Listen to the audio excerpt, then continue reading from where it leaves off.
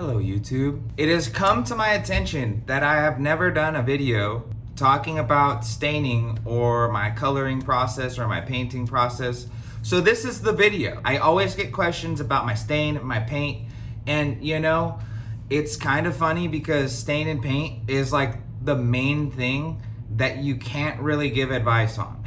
The stain and the paint process is the most like fluid, and there's the least amount of rules to the paint process entirely. There's no right or wrong way. The stain and the paint are going to be kind of like signature finishing touches. So punchline of all of it is you just gotta practice and develop your own technique. With that being said, here is my process. Honestly, this is one of my favorite pieces I've ever made.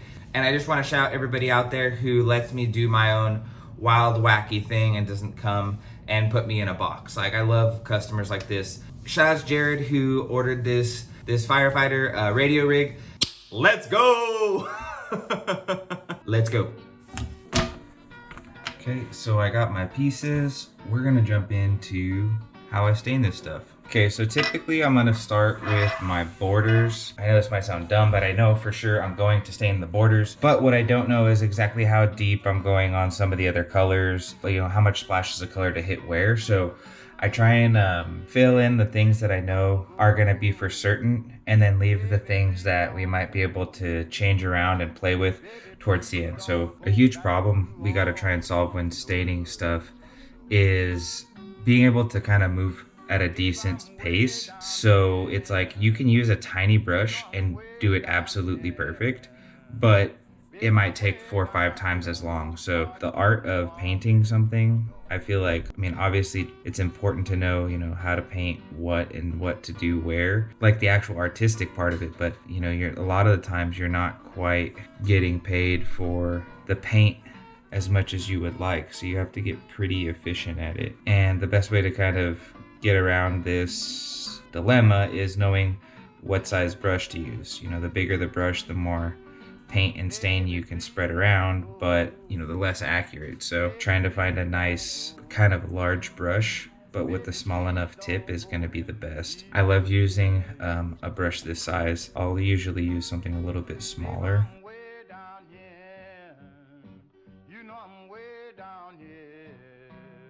So like if you watch this technique that I use, I'm gonna like kind of put a big drop on the outside and then come back in with that fine tip. This basically allows me to spread, you know, that thick, heavy coverage we need on the outside, because the outside, it can kind of get away from you with the blends and stuff. But this, you know, gives us a nice concentrated outer edge. If you notice, like when the paintbrush drops, it kind of is letting off this droplet, and if you put that down in the cracks too much, that will just puddle up in these cracks and totally absorb up onto the top layer, which is something we do not want to do. So I got some pretty decent coverage. I don't know how well you can see, but up here it is a little bit cloudy, so I'm gonna hit it with a second coat.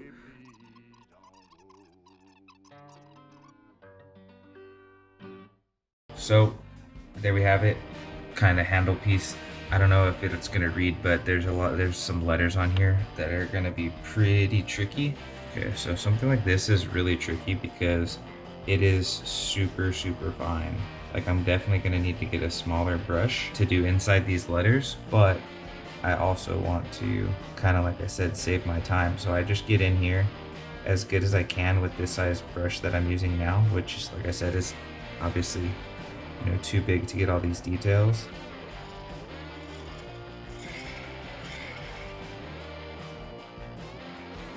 Okay, so I'm not gonna get greedy. I'm dropping the paintbrush size down by quite a bit, as you guys can see. I'm gonna put this off over to the side. You always want to be careful when switching brushes, because you were just using a brush that wicked and, you know, dumped stain at a certain rate. So your new brush is going to be a little bit different. So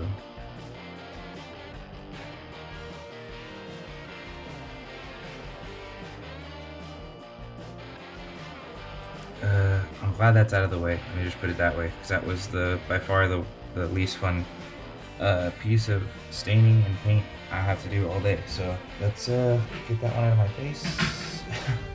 Honestly, I think I might have more extra space, so I'm gonna go with an even bigger brush.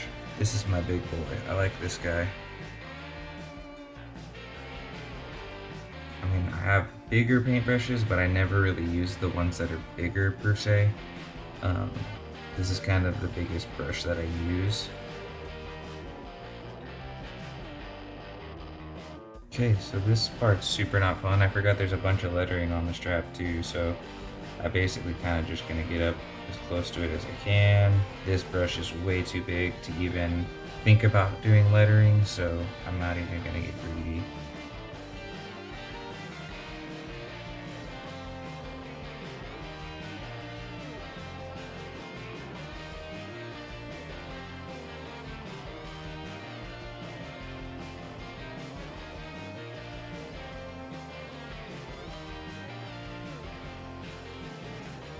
I'm Speed, I am Fury. Alright, so now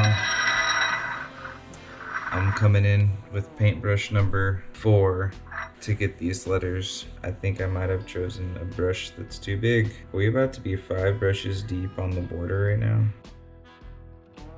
And kind of same concept with the other letters, like you're gonna see that I'm gonna kind of do the one side because I can hold my brush super accurately in this position and get these clean, you know, brush strokes here that are super stressful, that butt up against the letters.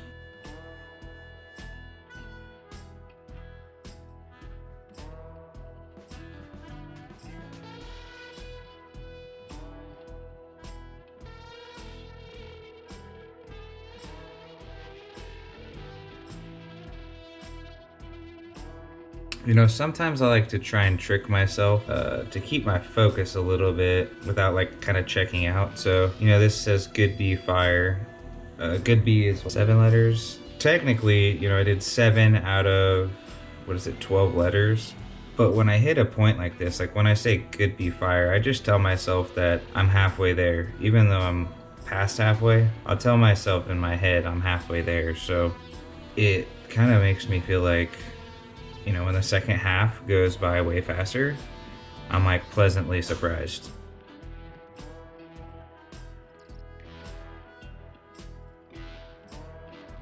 Okay, so now I'm gonna move on to other whites portions of this. So we got all these skulls, right? So we're gonna come in and the skulls are gonna be a little bit different than the letters. So the skulls I am gonna coat thin, unlike the letters. The letters I like to coat on heavy so I don't have to hit it twice, but the skull we want to kind of be toned down a little bit. Kind of, if I leave brush strokes, try and leave them in a direction that makes sense to the design. Example, this one we have brush strokes kind of going in the radius of the skull.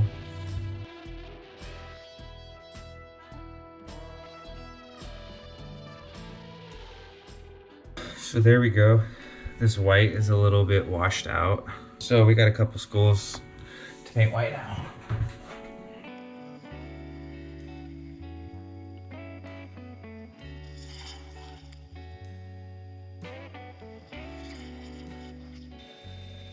So I use this Phoebing's Red. Come around the outside of these petals to make sure I get nice and up to the edge the way that I want to.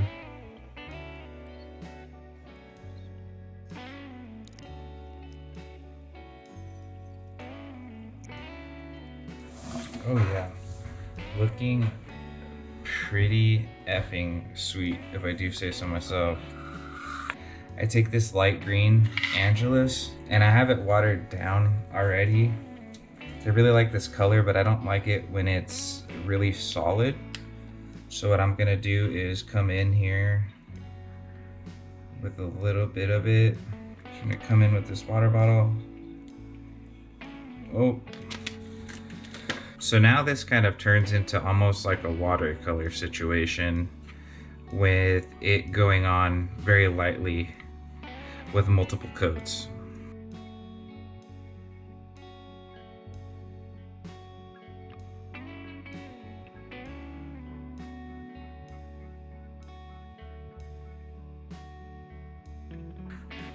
Okay, so see how we gave them like this light coat? Then we're gonna come back with the same green and we're gonna coat it up a lot thicker, kind of at this base of this leaf, right by the stem. And this is gonna pile on pigment and it's gonna give us a nice fade.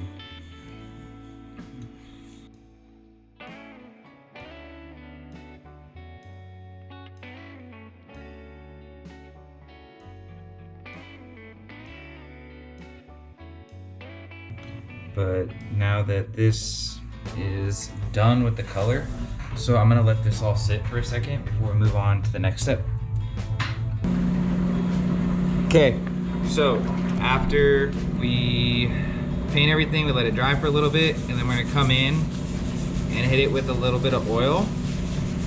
It's gonna bring the richest out of everything, really getting that white to pop and see our color play we got going there.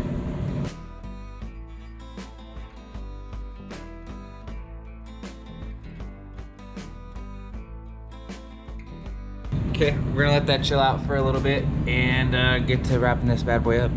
We're gonna give everything a little bit of Resolene. So people always worry about Resolene. I would just leave it like this. I mean, this is how I'm gonna leave it, just coated. It'll soak and dry and absorb. The whole point of using a resist product is to resist, so you can't ever really leave too much on there per se.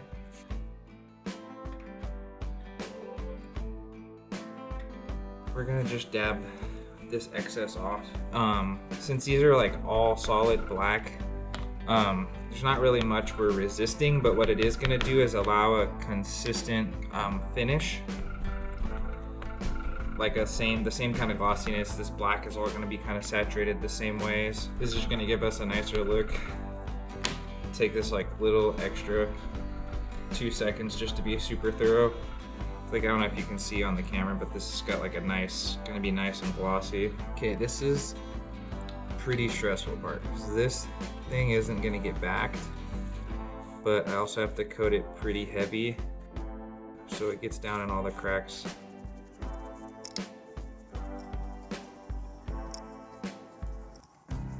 If you get Resolene on the backside of a project, it's gonna resist on the backside too, kind of weird. So we wanna leave the backside nice and open in case you ever wanna put any oil in there. And also too, just because it looks like dog crap, if you get a Resolene mess on the backside of something.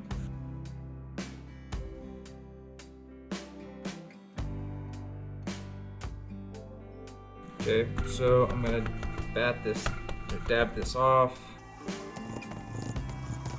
Okay, now we're gonna let this stuff dry. You know, people struggle with getting good like coverage of this stuff. Like I used to have a hard time getting good coverage, and I used to have to like let it dry overnight. But if you coat it really good, you don't have to wait so long. Okay, so for stain, first thing you gotta do is glove up. We need a rag. I use a toothbrush, and then I got a Fiebing's dark brown antique. First thing I do is I take my rag and a spray bottle, and I kind of just spritz it. I'm not getting it wet, I'm just kind of getting it a little bit damp. And then I'm gonna rub it on the flat surface here. And this is going to kind of mat down those fibers. We're gonna prime the rag. I like to kind of chunk things together into portions the best I can whenever I stain stuff. So, you know, this looks good. If I have extra stain and can fit the lettering, then I'll shoot for that. But what I'm gonna do is I'm gonna take my Fiebing's and my toothbrush and scrub it down in there. Okay, so I do have enough to do the letters, so we're gonna chunk off all the way up the letters. Okay, so once I feel like I got all my stuff set in, I'm gonna take my hand and push down, kind of squeegeeing it down into those low spots. Then we're gonna take our towel where it was damp, and we're gonna do big, long strokes at it like that. And there, we pretty much got it.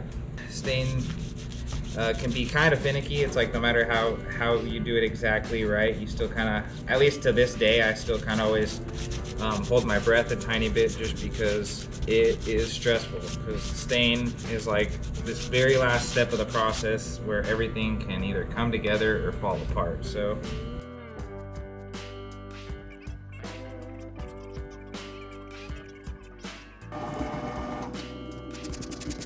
Let's go.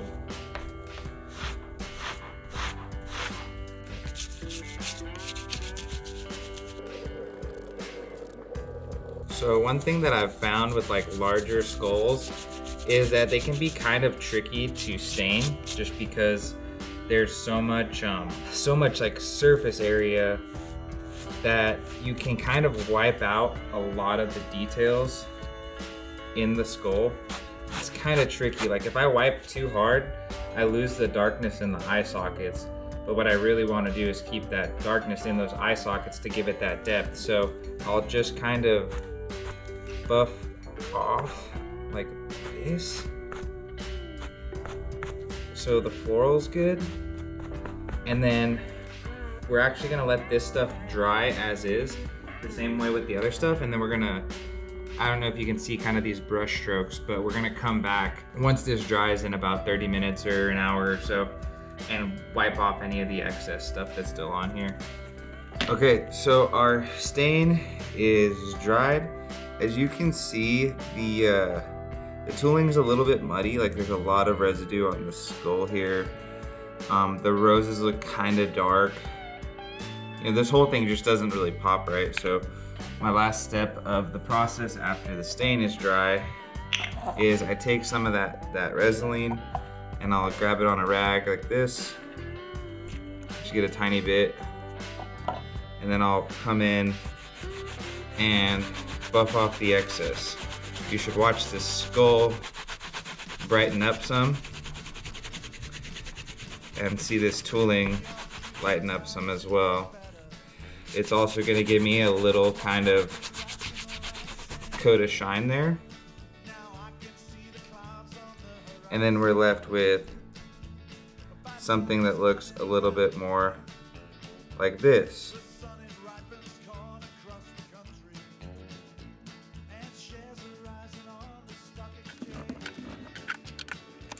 We're trying to just get it in these high, basically almost like trying to make it a squeegee. So all the details that are stuck down below the surface, like in this floral and these recessed points in the skull, we don't want to get down in there. We want to try and keep that as dark as possible, but then we want to buff off the uppermost outer surface, which is going to bring those lighter colors out in our design. Also on our lettering, it's going to buff up any of the excess in that lettering, and you can see that white really coming out and giving us that really nice kind of high contrast. So here's what it looks like. See, we got a nice little gloss on it, and those white letters too really popping on us. You can see, like, watch it go from this nice finish here, and then over here it just looks dull and muddy and the shine isn't really there. You'll notice too, the roses seem like a little bit more red and they pop. It leaves the black in those cracks, so it gives us a much higher contrast is basically what's happening, and why it looks like the tooling is kind of like coming to life.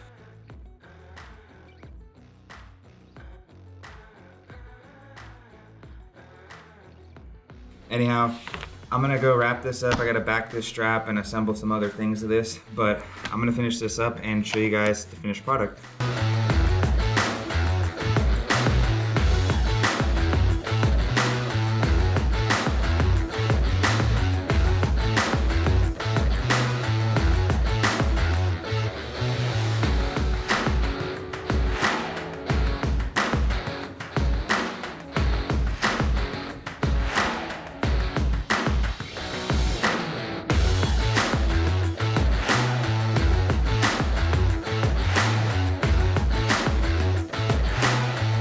So, ta-da! I hope you guys enjoyed. I know that I did. Please, if you're gonna order from me, like, I would love to do more stuff like this. If you like that video, consider checking out some of my other videos. And if you like those videos, then consider subscribing. I'm also super active on Instagram. You can find the link to my Instagram down below. I'm on TikTok, I'm on Facebook. I'm all on all the shit.